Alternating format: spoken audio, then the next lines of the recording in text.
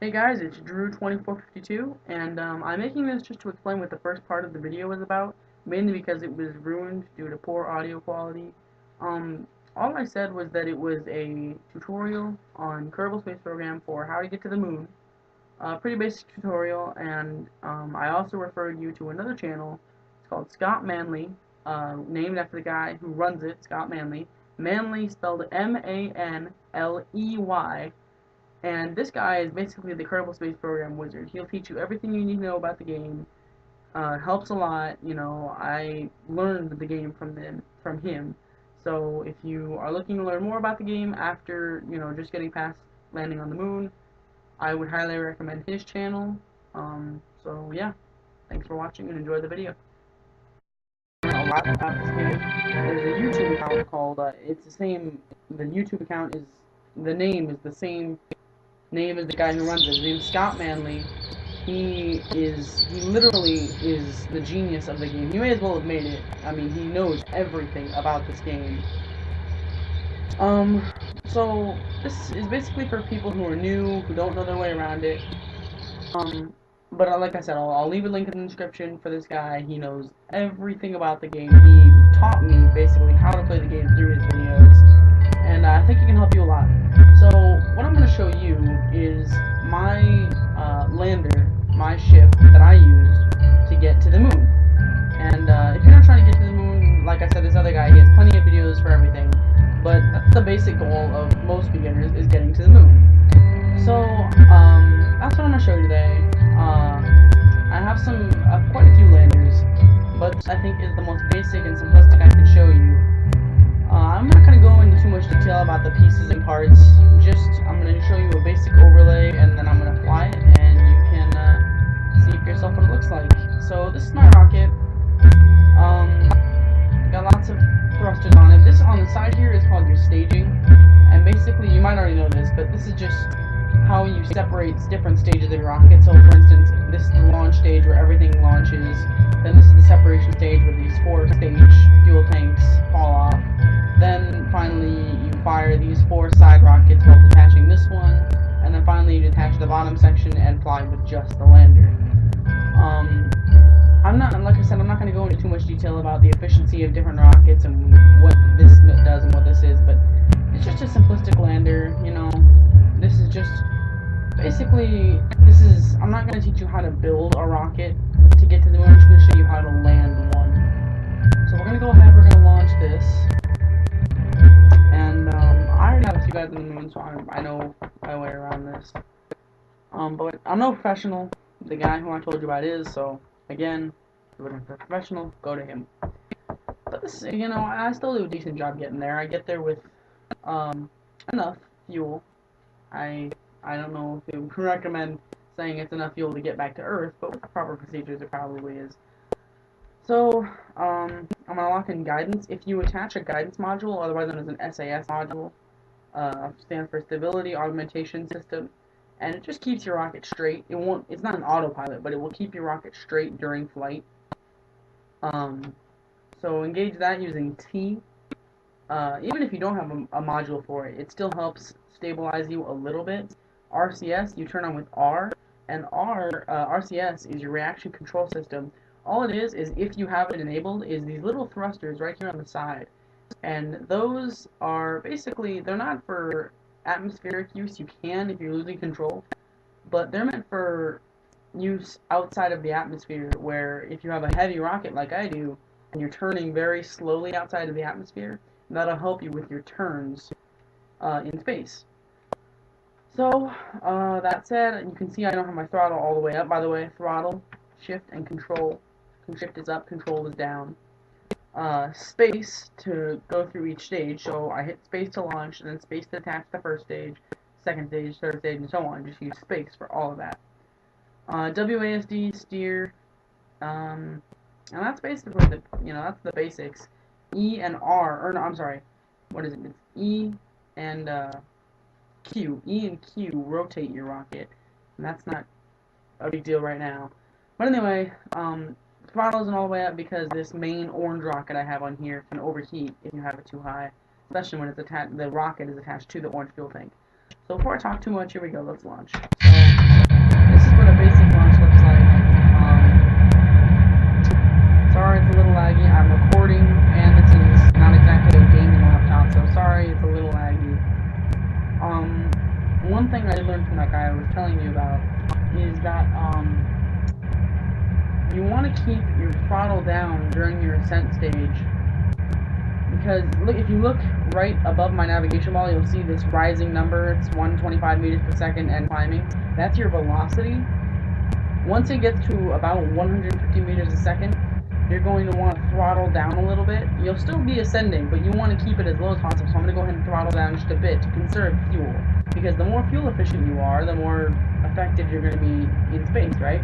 So I'm at 162, so I can throttle down a lot. You can see I've taken down to about 1/3 throttle now, and it's still climbing, so I can reduce it even more. And you can look at my altimeter at the top, and I'm just crossing into 5,000 meters. So at 10,000 meters, or just 10 kilometers, I'm going to want to start what's called my gravity turn, and basically, and look, I can jettison that, and there that goes, flying off. What my gravity, oh wow, I'm really dropping in velocity, so I'm going to want to speed up now. What my gravity turn is it's basically what gets me into orbit to begin with. It is, to say the least, it's the turn that starts to make you go circular around the Earth instead of straight up. And so I'm at 9,000. I'm gonna speed up my throttle a little more. Okay, here we are. Throttle down. Alright, 10 kilometers, so I'm gonna want to turn off guidance. I'm gonna want to tilt to the right using the D key, and I'm gonna want to stop myself before I go too far over, and stop at about a 45-degree angle on the navigation ball. And once you do that, you're going to go to map mode using the M key. So you hit M, and it takes you to the map. And you can see this is your orbit, and the apoapsis is your maximum altitude. Meaning, if I were to cut the engines right now and just float back to Earth, that would be the altitude I would reach before I hit Earth. And you can see it's starting to spread. I'm going to open up my nav ball here. Okay. I'm going to open up my nav ball, and it's starting to shallow out a bit. So I'm going to want to increase the height here. You don't want to put this thing too far ahead of you. It might get way ahead of me here because of the rocket I'm using. It's so powerful. Sometimes it just shoots your apoapsis way ahead of you. That's not an incredibly huge deal. It just means that you're not going to have a totally circular orbit, which is fine. It's not really necessary to have a circular orbit to get to the moon. It's just ideal. So, oh, what happened? Really? We're out of fuel on that already. Okay. So there we go. Firing our secondary, our upper stage. I'm going to want to straighten this out again. And you can see, here we go, my apoapsis is starting to shoot back up ahead of me. You're going to want to keep that T minus speed, or that T minus marker right there, right here. Oh, you can't. Well, you see it. T minus between minus 30 and minus 60 seconds. Anything above or below, and you're either going to have an orbit that's not circularized one way or the other. Again, circularization isn't necessary. I'll be the first to admit I'm not all that great at circularization of orbits. But as long as you have a good parking orbit in space, yeah, see, I'm already starting to approach 1 minute. As long as you have a good orbit, you should be fine to make it to the moon. It's helpful, you know? Let me check my fuel.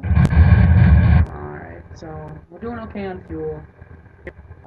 You're going to want to get, for the moon, ideal, 70,000 is the bare minimum, 70,000 meters, but I like to get up to 100,000 just to be, you know, have some breathing room. 102, that's fine.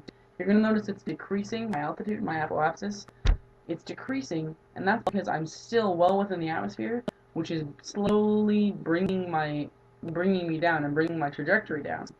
And that's, again, it's fine, not such a huge deal. Because by the time I get out of the atmosphere, I should be right at 100,000. Yeah, see, it's already, yeah. I don't know, maybe I'll be right at 100,000. I don't know, it's stopping.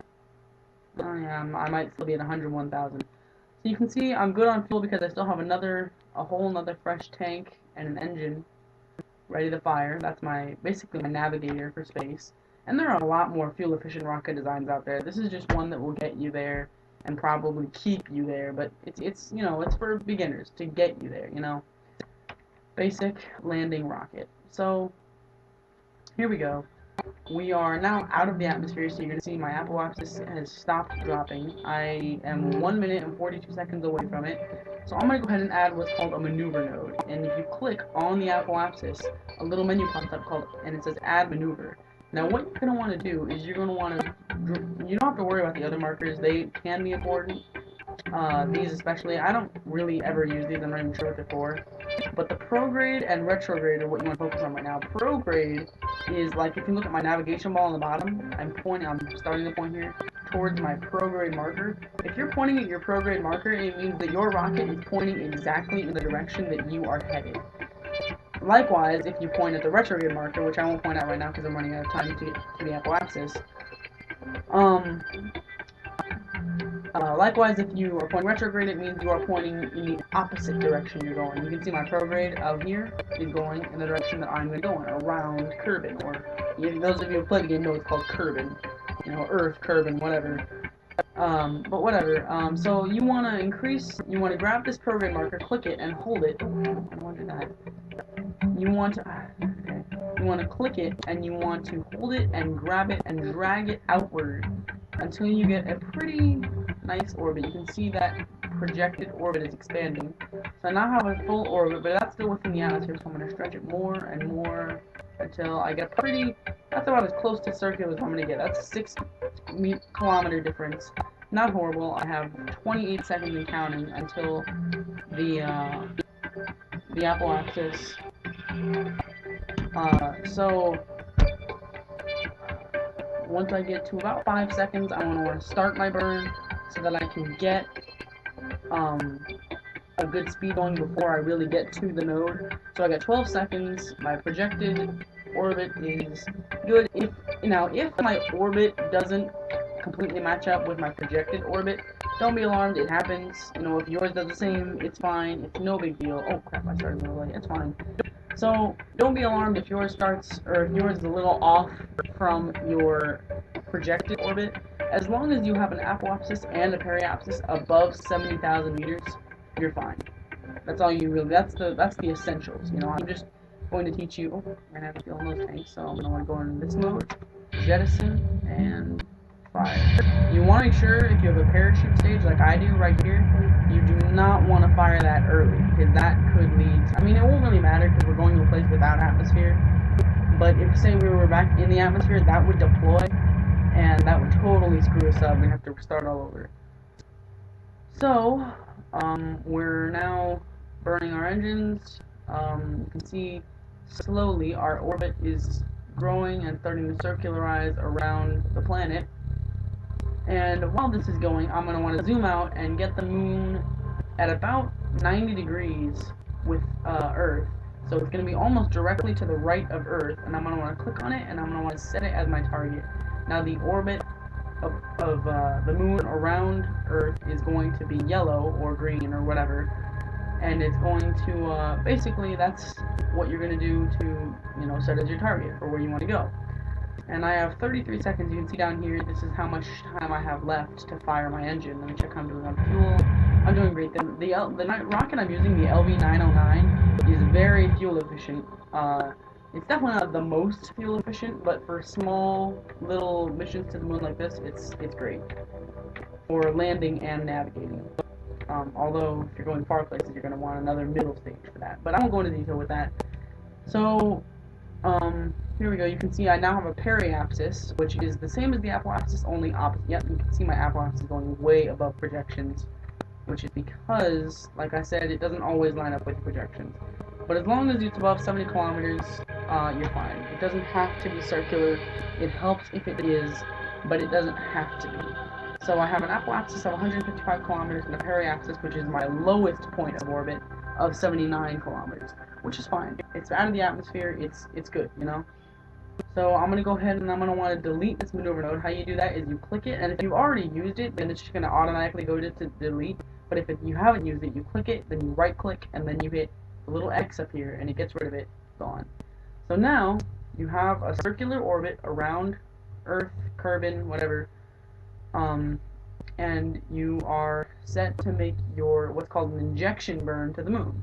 How you make an injection burn is basically you line up your orbit to meet with the moon at a certain point where the moon's going to be. So what I'm going to do is I'm going to go down, and you're going to want to put it pretty much at the very bottom of your orbit around Kerbal. You're going to want to go a little to the left. It usually helps me. I don't know. You don't have to, but it usually seems to help me. So you can notice my maneuver node's a little bit of an incline, and you're going to want to go prograde until you get... Ooh, overshot a little. Go back retrograde. Oh, and there we go. I have an encounter. Now that's a pretty high encounter. My periapsis, which is my lowest encounter, is 1 million meters high. 1 million meters high. So I'm going to lower that. It's still a million. So I'm going to lower it a lot. Oh, that's too much. Now I'm just going to crash into the moon. So, okay guys, sorry for that interruption. I'm back. I'll probably just cut that part out in editing. So, what you're going to want to do is you're going to want to put your maneuver node right at the periapsis, and you're going to want to... Oh, I already went through this, huh? Okay, so now that I have a pretty low periapsis, 124,000, you're going to want it around 50,000, which is... can be tricky to get, but... Oh, there you go, 56,000, that's perfect. So we're going to want to click out of that. There's our maneuver node. We have 25 minutes to... until we get to the node, so we're going to go ahead and time warp until we get there. You can time warp using the... keys, I don't know what they're called, the little half triangle symbols next to M and the question mark. I don't know what they're called, but you can time warp with those, and you can only time warp to a certain amount at a certain altitude, so this is the fastest I can go. So I'll go ahead and I'll let that get to the maneuver node. So, yeah, I'm just making a tutorial for this game. Get that space something you're telling me about, like you do somewhere. Alright, so we're going to want to go ahead and slow down time acceleration now. Not completely, but enough so that we're not hurling at our target. So we have 1 minute and 8 seconds. Let's go ahead and speed that up to about, let's say, we'll start our burn at 15 seconds, because sometimes you need a little more speed than usual. Oh, crap, I'm not lined up. You always down, I forgot to mention that. The blue reticle you see is the point you want to be pointing at when you burn for your target. So basically, when you're burning in a maneuver, that's the direction you want to be facing when you're burning. And the pink reticle you see there, that just means I'm pointing at my target. If you see the other pink reticle that looks like a dot in the middle of a triangle with 3 lines, that means you're pointing away from your target. So yeah, we gotta burn for the next minute and 45 seconds, and yeah, I'll just let that burn. I might time lapse this in editing. It just takes a while. It's got a minute and 30 seconds to go, so I'll let this burn. And you can enjoy the... Now with this maneuver node too, we know when to stop, so we can enjoy the beauty of space. Yeah.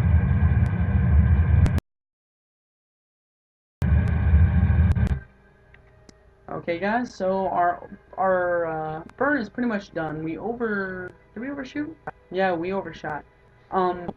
So while our maneuver node may have misguided us a bit because it stopped at 5 seconds for whatever reason, that's okay. You can do one of two things. If you overshot like I did here, you can either... Oh no, I undershot. I need to burn a little more, don't I? Yeah, I need to burn a little more. So just keep burning at a slow pace, low throttle, until you get that little periapsis there. Perfect, 50,000. That's ideal orbit for getting to the moon. Now, let's say you undershot what you want to, or overshot. Let's say what you want to do is you need to come back. So if you don't have reaction control thrusters, and I'll go into what you can do with those in a second, you're going to want to look at my navigation ball, you're going to want to go turn yourself around retrograde and burn at a very low throttle until you get back to your original intended encounter. And if you do have a reaction control system, you just turn it on with R, so you can see it light up, and then you use the H, N, J, K, I, and L keys to maneuver yourself backwards into the original maneuver you intended. You go backwards in RCS with N. My game is, I don't know if you guys can see, but I have a black screen right now. Sorry about this. If you can hear me. What's going on here? I can still hear music.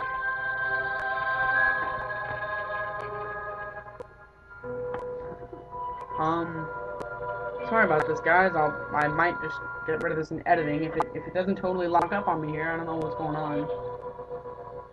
Okay, hello, game. Are you still alive? No, you minimized me. Why did you minimize me? Yeah, oh my, it's an email alert. It's a freaking email alert. I hate you, email. Ugh. And I thought Game Booster blocked that too. Piece of crap. Alright, open up Kerbal Space Program. If you guys can still hear me, sorry about that disruption. Really annoying. Hate it when it does that. Okay, so we're back. Now, we have our periapsis. We have the periapsis we want around the moon, about 50,000.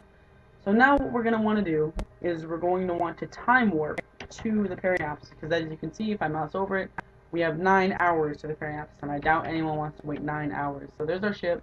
Let me slow down real quick. I'm going to make us the focus. Okay. So we're going to time warp. You don't want to go too fast, because if you time warp too fast, you could overshoot, and that totally screws you up, and you either have to restart, unless you didn't overshoot too far. If you overshot just a little bit, you're fine. You can probably just burn from where you are and be fine. But if you overshoot a lot, you may have to restart, because it can really screw you up. Also, sorry if it lags here when I get to this little blue encounter point, because for whatever reason, my computer thinks that's the perfect point for it to lag, right when I'm crossing orbits. So we have 23 minutes, 22, 21, we're slowly time warping. Let's speed it up a little, slow down, slow down, slow down, okay.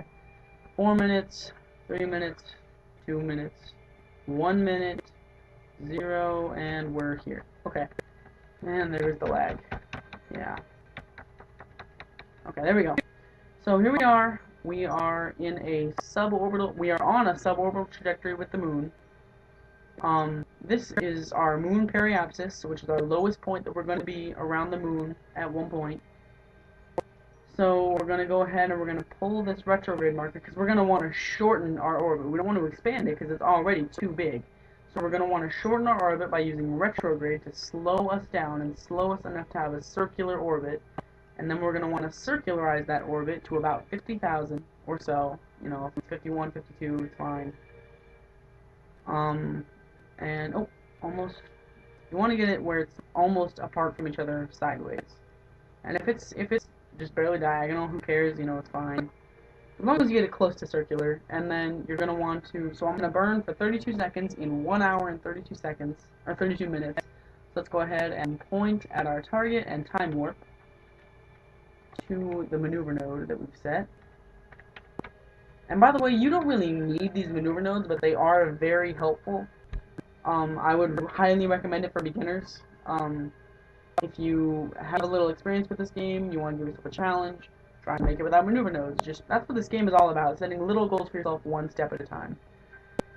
So, we're going to go ahead and time warp. We got time warping too slow here. Okay, and we are under an hour away. Time warp a little more, 40, 30, 22, 21, 20. We're going to go ahead and get down to about 1 minute, and then we're going to slow down until we get to about 15 seconds, and that's when we'll fire our engines. 5, 4, 3, 2, 1, and okay, we're under a minute, so we're going to go ahead and time warp just barely. And you can tell we're going just a little faster than usual. And 20 seconds, so we'll go ahead and stop here at 20 seconds. 19, 18, 17, 16, 15. Alright, let's fire the engines. And let's check our fuel. We haven't done that in a while. Alright, we're a little under half, which is enough for a landing. This is where you really need to be careful with your fuel management, because if you're not, you're going to run out of fuel. On your way down, you're going to be at the mercy of gravity, and you're going to plummet to the moon in a fiery explosion, and no one wants that. So, we're going to go ahead and let our orbit come down to almost circular, and we're going to cut our engines right when we get there. So, stop. Overshot just a little bit. Let's use our reaction control to back up. See, I have RCS on. That's perfect. So let's go ahead and click disable. And now we have a pretty close to circular orbit. So here we are. We are now in orbit around the moon and some of my other landing sites. So now it's just a matter of picking your landing site, burning retrograde, and then getting down and braking yourself to the point where you can land. So here we are, and we're traveling this way around the moon, so we're going to go on. I would highly recommend for beginners landing in the daytime part of the moon, because landing at nighttime is just way too hard. Even for me, it's still a challenge. So I did add lights on this in case a nighttime land was necessary, you know, for fuel reasons or whatever. But in this case, we're going to go ahead and we're going to land during the daytime. So you're going to want to pick a spot, and in the new update they added a lot more craters to the moon, so it makes it a lot more difficult to land. But you're going to want to look for a little flat patch, like maybe this right here, this tiny little area, or if you're in a different inclined orbit, maybe like, you know, down right here, up here, you know, just little flat patches where it looks safe to land. So we're going to go ahead and we're going to pick our apophysis, which is the most fuel-efficient place to burn from to shorten our orbit. So we're going to go ahead and go retrograde, because that's going to slow us down until we have our orbit just where we want it, in that little flat patch. And here I'm going to teach you what these little pink markers mean. See how it's a little up above where I'd like it in that flat patch? I'm going to shorten it right where I want it, and then I'm going to bring it down using these, and these are my inclination markers. And see how it went down there? That's the inclination. I can bring it up or down. I still don't fully know what these do, these blue markers, but I know what the pink and green do. So we have about a 30-second burn, which leaves us with just enough fuel for landing. And I'm really hoping that I am leaving myself enough fuel for landing, because it'd be really embarrassing to post a video of myself crashing into the moon on YouTube. So, here we go. We're going to go ahead and... Where is my ship? My ship is coming up. Okay, we have about 3 minutes, or 3.5 minutes, until we get to our maneuver. So here we are, we're locked onto our maneuver with guidance, SAS, okay. 2.5 minutes, 2 minutes, speed it up a little more, okay, stop, okay, speed up. You just want to be really careful with this, because overshooting can be one of the most disastrous things that can happen to you when you're trying this. It's ruined several of my missions in the past, and it's been the cause of several deaths of several poor, innocent astronauts just trying to live their dream. So, whatever you do, don't overshoot. It's better to be patient than to be quick. Better safe than sorry. So here we go, 7, 6, 5. We're going to go ahead and fire our thrusters. Here we go. We have, let me see, 80 fuel units left, which is about 80 seconds, a little under of fuel burning. And take away about 18 more, so we have about a minute of burning, which is just perfect for landing on the moon. 60 seconds of burning, a whole minute of an engine burning, which actually is going to be a little under. It's going to be about 45 to 50. But that's fine, you know, it's going to be, yeah, it's going to be just about 50. But that's fine, you know, I mean, as long as you have enough for landing, like, that's a little under 49 seconds, maybe 45 to 40 seconds of fuel for burning. So we're going to land right in that fuel patch. You can see that's our projected path. And we're going to land right there in the center of that patch. And let me see if I can find it. Let me see. We are pointing retrograde, so no, we can't see it. It's blocked by that crater. But we're at 5 or 50 kilometers about, so we're still right around where we started altitude-wise. So we're going to go ahead and time warp. And where I like to go, I used to do it around, I used to start my braking burn, which is your engine firing to slow yourself down, because if you look at my velocity, I'm going at 320 meters per second and climbing. That is way too fast. 50 seconds or 50 meters per second is pushing it for this kind of rocket. You want to be going around 20 or less, and that's pretty high. So I like to get it down to about 10, maybe 5, and that will cause as soft and gentle of a landing as possible, and ensure you a safe landing on the moon. So I'm at about 25 kilometers now. And I used to start my burn at about 9 to 10 kilometers, but recent landings with this new updated moon have proved that that is a little too low now. So now I like to start it at about 15 kilometers, and then your reaction control system, if you have any, can really help with your landings, because it won't decrease your velocity, it won't even hold it where it is, but it will halt it to an almost terminal velocity. So I'm getting down to 18 kilometers. In about 3 more kilometers, I'm going to start my braking burn, slow myself to about 50 kilometers, and then cut the engines until I get right near the ground, and then I'm going to fire them one more time and stop myself. So here we go. We're going to go ahead and lower our gear using the G key. We're at just under 50 kilometers. Fire full throttle. As you can see, I'm losing fuel at a pretty slow rate. You're going to want to try and get this retrograde marker. You're going to try and bounce it right up to the top of your nav ball. So we're moving at about 280 kilometers or meters a second now. We're at 10 kilometers, and I'm actually going to land on a hill, which is a lot more difficult. It's a lot more difficult to land on, but if you have experience, you can pull it off.